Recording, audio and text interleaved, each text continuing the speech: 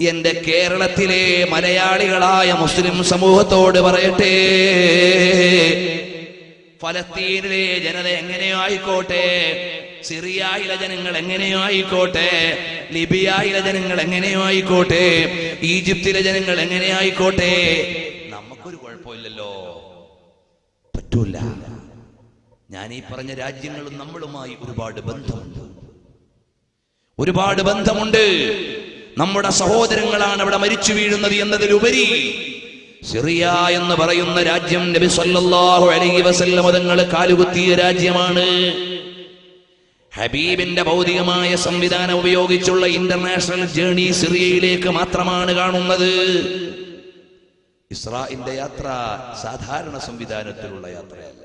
നബി സല്ലല്ലാഹു അലൈഹി വസല്ലം തങ്ങൾക്ക് ഇഷ്ടമുള്ള രാജ്യമാണ്. അല്ലാഹുമ്മ ബാരിക് ലനാ ഫീ യമനിനാ വഫീ ഷാമിനാ. കഅബാലയത്തിന്റെ ഒരു മൂലയുടെ പേര് റുക്നുശ് ഷാമി എന്നാണ്. ഇതുപോലെ ഒരുപാട് പ്രത്യേകതകളുള്ള രാജ്യമാണ് സിറിയ എന്ന് പറയുന്ന രാജ്യം. വെറുതെ അങ്ങ് മാറ്റിവെക്കാൻ പറ്റിയതല്ല. ഫലസ്തീൻ ഒരുപാട് അമ്പിയാക്കന്മാരുമായി ബന്ധപ്പെട്ട നാടാണ്. എന്തിനേറെ നബി സല്ലല്ലാഹു അലൈഹി വസല്ലം തങ്ങളുടെ അന്ത്യപ്രവാചകരായ പുണ്യഭൂമിയുടെ ഇസ്രാഈലിന്റെ ചരിത്രം പറയുന്ന വീടാണ്, നാടാണ് മസ്ജിദുൽ അഖ്സ,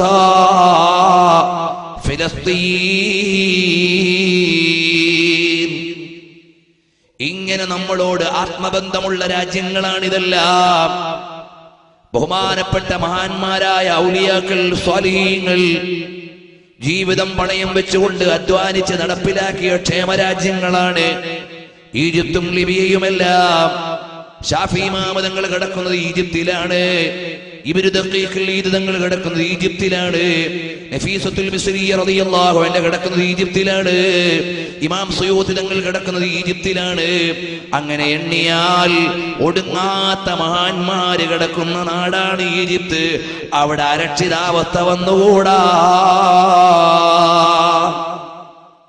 ഇങ്ങനെ ഓരോ രാജ്യത്തിനും അതിൻ്റെതായ ഇമ്പോർട്ടൻസ് നമുക്കുണ്ട്, നമ്മളോട് ബന്ധമുണ്ട്, നമ്മൾ അറിയണം. ഏതായാലും എന്റെയും നിന്റെയും അജണ്ട ഇസ്ലാമികമായ മൂല്യങ്ങളിൽ നിന്ന് മാറിപ്പോയാൽ എന്റെ പ്രിയപ്പെട്ട പെങ്ങളെ, താൽക്കാലിക രസത്തിന് വേണ്ടി, ആസ്വാദനത്തിന് വേണ്ടി, ആർഭാടത്തിന് വേണ്ടി, ആഹ്ലാദത്തിന് വേണ്ടി അല്ലാഹുവിന്റെ മതത്തിൽ നിന്ന് മാറിയാൽ അനന്തമായ അപകടമാണ് വരുന്നത്. അപകടകരമായ പരലോകമാണ് വരുന്നത്. അതുകൊണ്ട് സൂക്ഷിച്ചോ.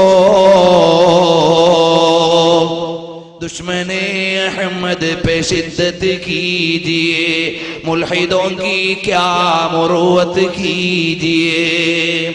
നബി സല്ലല്ലാഹു അലൈഹി വസല്ലം തങ്ങളുടെ ചിഹ്നങ്ങളെയും മഹാത്മ്യങ്ങളെയും നിഷേധിക്കുന്നവരോട് നിങ്ങൾക്ക് ചങ്ങാത്തം വേണ്ട. അള്ളാഹുവിന്റെ മഹാത്മ്യങ്ങളെ, അള്ളാഹു തന്ന അനുഗ്രഹങ്ങളെ നിഷേധിക്കുന്നവരോട് എന്ത് മാന്യതയാണ്. മിഥിലെ ഫാരിസ് സൽസലെ ഹോ നജ്ദ് മേ ദിക്ർ ആയാത്തെ വിലാദത്ത് കീജിയേ. അല്ലാഹുവിന്റെ ഹബീബിന്റെ പവിത്രമായ ജന്മത്തിന്റെ പ്രസിദ്ധമായ ചരിത്രം അങ്ങ് പറയുമ്പോ ഇസ്ലാമിക ആശയത്തിന് മാറ്റം വരുത്തിയ നജ്ദിന്റെ ഉള്ളറകളിൽ വെള്ളടി ഉണ്ടാകുന്നതാണ്. അവർക്കറിയില്ല.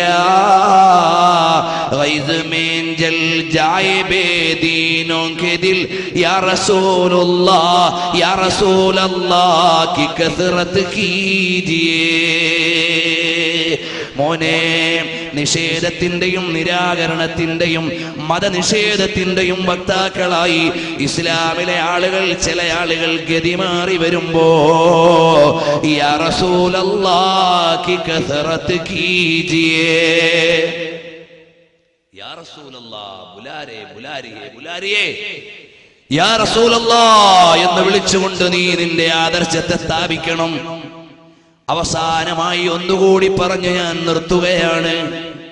ലോകമാകമാനമുള്ള പ്രതിസന്ധിയുടെ നിഴലുകളിൽ നിന്ന് പരിഹാരത്തിന്റെ പറുദീസയിലേക്ക് വരാൻ, നമ്മുടെ കൈപിടിച്ച് മോചനത്തിലേക്ക് കൊണ്ടുപോകാൻ എനിക്കും നിങ്ങൾക്കും രക്ഷയുടെ കവചങ്ങളിലേക്ക് എത്താനുള്ള ഏറ്റവും വലിയ വഴി എന്താണ് പെങ്ങളെ?